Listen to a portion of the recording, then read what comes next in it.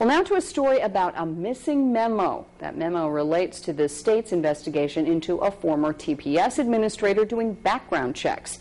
Fox Toledo's Sean Hegarty is here live. So what is this missing memo document all about? Well, we don't really have a complete idea because at this point we haven't seen it, but we do have an idea about what it contains, not exactly the specifics at this point.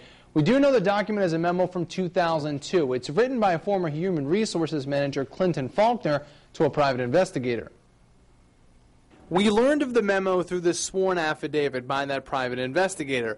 That affidavit talks about how former TPS Superintendent Dr. Eugene Sanders in 2005 got information that one of the newly elected board members might have had a criminal record.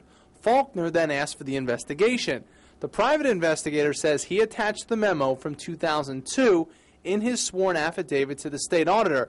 When we asked TPS for that 2002 memo, they responded with a letter saying, "We have checked with all departments that could possibly have the described record and found no such documents exist."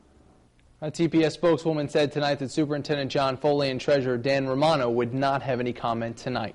Reporting live, Sean Hegarty, Fox Toledo News.